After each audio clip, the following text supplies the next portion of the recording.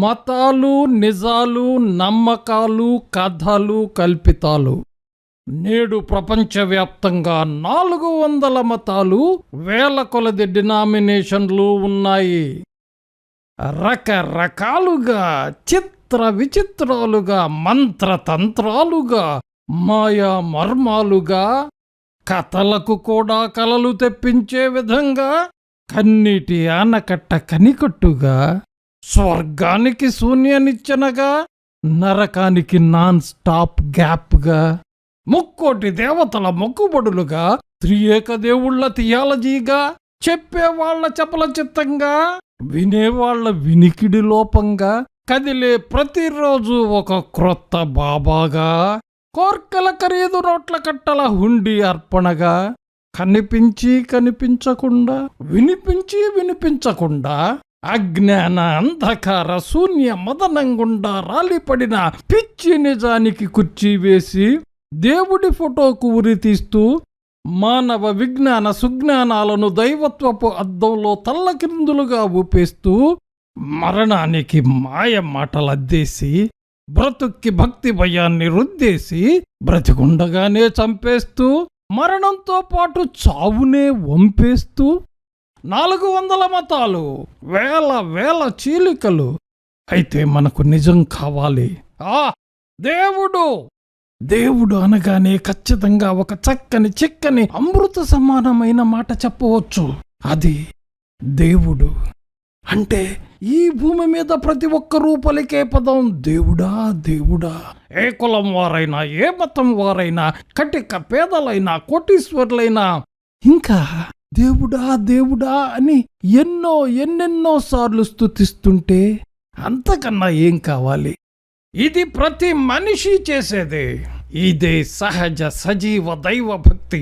ఇక్కడ మరొక ముఖ్యమైన విషయం గమనించాలి. ఈ దేవుడా దేవుడా అనే మాట ఎక్కువ సార్లు గుండె లోతుల్లో నుంచి ప్రతిధ్వనిస్తూ వస్తుంది.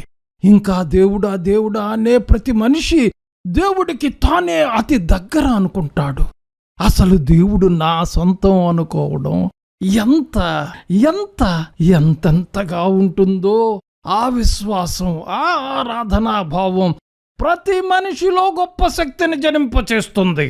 అసలు దేవుణ్ణి ఇంతగా సొంతగా కలిగి ఉన్నానన్న భావన నిజంగా కలిగి అణువు ఆ అనుభూతిని పొందడం మరే రక్త సంబంధానికన్నా మించినదిగా ప్రతి మనిషి పొందగలగడం ఓ సృష్టి రహస్యం అనుకోవడం కంటే ఇంకా ఏ విధంగానూ విశ్లేషించలేమో. ఇప్పుడు ఒక అంశాన్ని తలపునకు తెద్దాం. ఈ సృష్టి ఉన్నంతకాలం సృష్టి మహత్యంగా నిలిచే మాట. మనము మన పోలిక చొప్పున నరుని చేయుదమంటాడు దేవుడు. ఆయన పోలిక చొప్పునే చేస్తాడు. Man is made in the image of God. Adam the son of God. మనిషికి ఈ భూమి మీద ఉన్న అందరి బంధువుల కన్నా ఎక్కువ బంధం కలిగి ఉంది దేవునితోనే. 400 మతాలు, అందులో వేల చీలికలు, ఒక్క క్రైస్తవత్వంలోనే 2000 డినామినేషన్లు. ఈ అంశాలను పరిశీలించే ముందు ఈ సహజ బంధాన్ని తలంచుకొని తన్మయత్వంలో మునిగిపోదాం. కాలంతో పాటు మతాలు పుట్టుకొస్తున్న విభిన్న మూల సూత్రాలలో దేవుని రూపురేఖలు సజీవంగానే ఉన్నాయా అనిపిస్తుంది. చూడండి, బ్రహ్మ, అల్లా, యెహోవా, ఈ 3 మాటలకు అర్థం ప్రధానంగా దేవుడే. అయినా కొంచెం లోతుగా పరిశీలించాలి. దేవుడు అంటే దేవుడే అయినా నిజమైన దేవుడు ఒకడుంటే, ఆయనకు ఒక పేరుంటే, మరి రకరకాల కారణాల వల్ల రకరకాల చిత్ర విచిత్రమైన పేర్లు పెట్టి ఈయనే దేవుడు, ఈమె దేవత అని ప్రతి ఒక్క మనిషి మనసులో తలంచుకునే నిజమైన దేవుణ్ణి మరచి కంటికి చూయించిన నిజ దేవుడు కాని దేవుణ్ణి కొలిస్తే నిజ దేవుణ్ణి పోగొట్టుకున్నట్టేగా. దీనికి చాలా చక్కటి పరిష్కారం ఉంది. ఏ బొమ్మకు మొక్కినా మనస్సులో నిజమైన దేవుణ్ణి తలుచుకొని నిజమైన దేవుడికే నా వందనాలు, స్తుతులు అనుకుంటే పోలా? ఇది బెటరే. కానీ ఇంకా కొన్ని లోతులు చూడాలి. ప్రతి మతంలో సృష్టి ఆరంభం నుండి జరిగిన కొన్ని సన్నివేశాలు, సంఘటనలు లిఖించబడ్డాయి కాబట్టి మరి ఆ చారిత్రక అంశం ఎంత ఖచ్చితంగా ఉండాలి? అబ్బే, ఉండాలి అంటే ఉండాలి కదా. ఉంటే బావుండు. ఇదిగో అక్కడ ఆధారం ఉంది, ఇక్కడ ఆధారం ఉంది అని.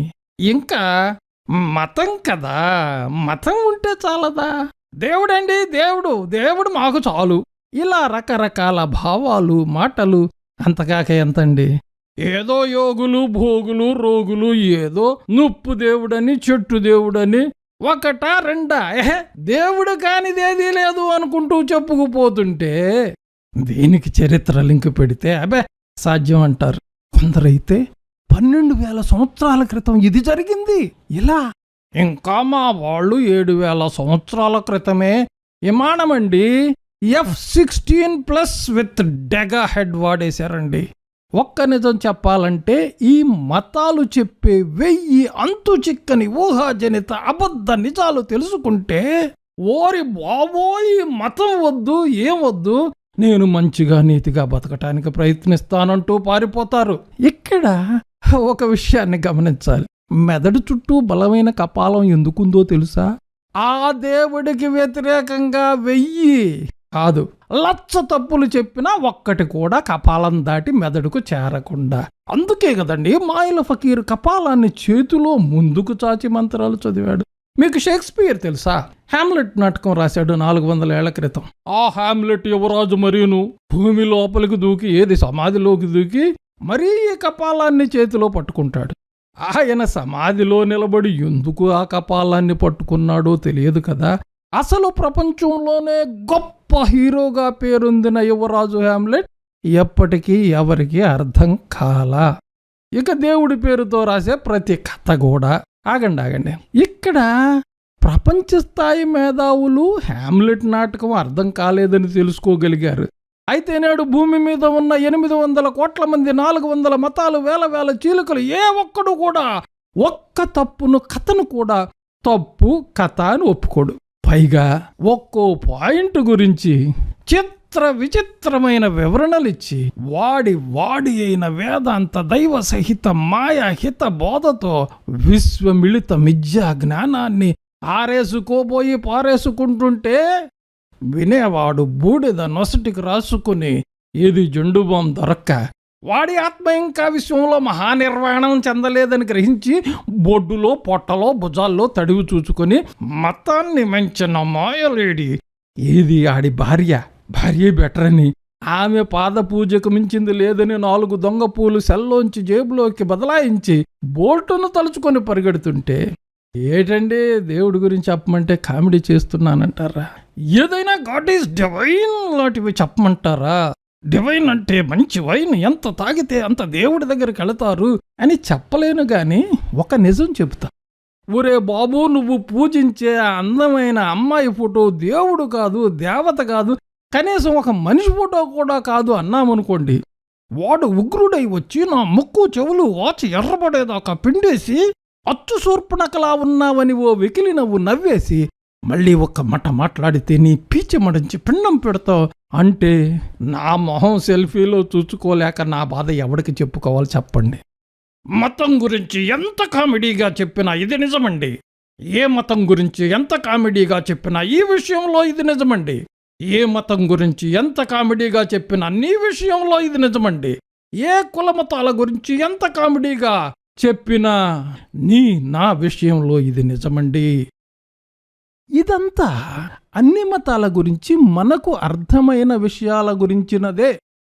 నిజం తర్వాత వెతుకుదాం. మీరనొచ్చు, అయితే దీన్ని బట్టి నేను దేవుడు లేడంటున్నానని.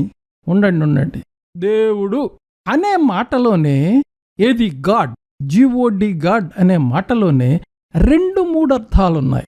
ఏది స్వర్గానికి నరకానికి ఉన్నంత దూరంలో తేడాలో.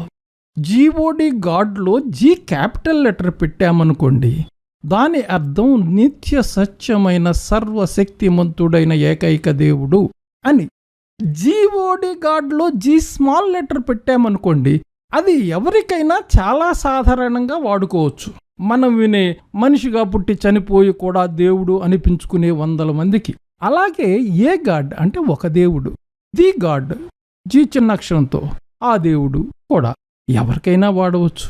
మీకు సంగతి చెప్పనా, మీరు జీవితాంతం ఆనందంతో గుర్తుపెట్టుకునే విషయం, బైబిలు మనిషి దేవుని స్వరూపంలో చేయబడ్డాడని చెబుతుంది.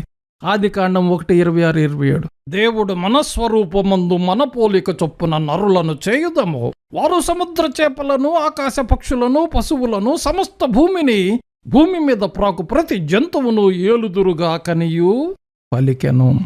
దేవుడు తన స్వరూపమందు నరుని సృజించెను. దేవుని స్వరూపమందు వారిని సృజించెను. స్త్రీని గాను పురుషుని గాను వారిని సృజించెను. లూకా 3:38. కైనాను ఏనోషుకు, ఏనోషు షేతుకు, షేతు ఆదాముకు, ఆదాము దేవుని కుమారుడు, ఆదాము దేవునికి కుమారుడు అంటాడు. ఇంకా దేవదూతలను కూడా దేవుని కుమారులు అంటారు. ఇంకా దేవుడే మనుషులతో మీరు దేవుళ్ళనియు అంటాడు. కీర్తనలు 82:6. మీరు దైవములనియు మీరందరూ సర్వోన్నతుని కుమారులనియు నేనే సెలవిచ్చి ఉన్నాను అంటాడు దేవుడు. I have said you are gods, all of you are sons of the most high. ఈయన ప్రసంగంలో దేవుడి కన్నా అత్యంత గొప్ప పాయింట్ ఇక్కడ చెబుతా, అదే నువ్వు దేవుడివి. ఒకసారి పరిశీలన చేసుకో. నువ్వు, నీ సుగుణాలు మహోన్నతం.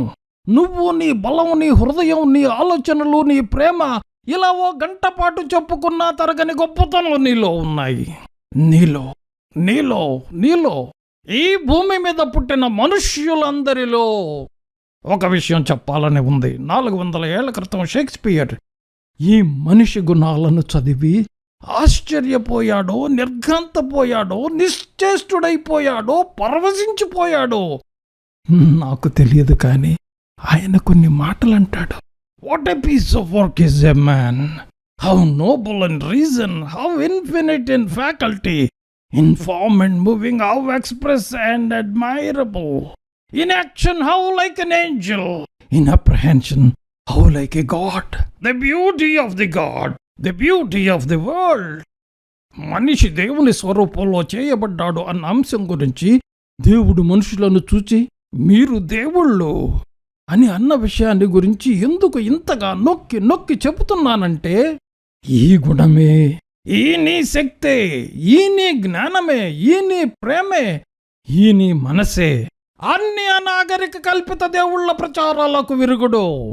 దేవుని రూపంలో ఉన్న మనిషి ఏ మతంలో ఉన్నా, ఏ బోధలు విన్నా, ఏ ఛాందస శాసనాలు మెడకు తగిలించుకున్నా, ఏ చెట్టుకు పుట్టకు ఫోటోకు దండం పెట్టినా, నీలోని దైవరూపే, నీ జ్ఞానమే నిన్ను నడుపుతుంది. నీ ప్రేమే నీ చుట్టూ ఉన్న వాళ్ళ కన్నీళ్లు తుడుస్తుంది. నీ మనసే మానవ జాతిని ఆశీర్వదిస్తుంది. కాబట్టి నీకున్న 100 దేవుళ్ళ ఉపదేశాల కన్నా, ఆజ్ఞల కన్నా నిన్ను నువ్వు మహోన్నత దైవ రూపంలో నడుపుతున్నావు.